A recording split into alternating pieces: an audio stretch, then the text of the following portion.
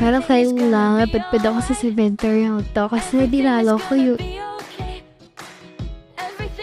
grupo ng kaibigan na nakasama ko nung PNK ako at sinamahan ko din yung mga kariwat binihi na relatives ng admirer ko.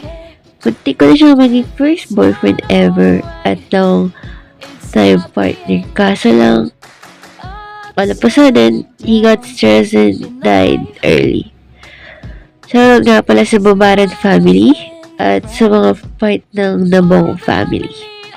I really appreciate everyone, lalo na sa mga nag-vlog at nagla-like at nag-heart sa mga links ko.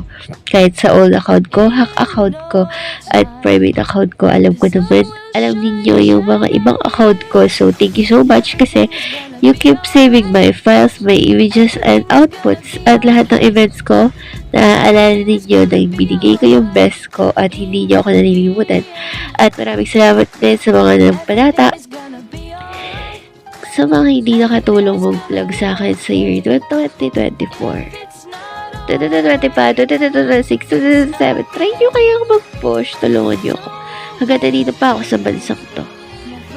Hey! Good morning mga boss, mga tita, mga uncle, mga auntie, mga baby, sisters, brothers, friends, and teammates. And also sa mga batchmates ko, classmates ko, shoutout sa inyo lahat.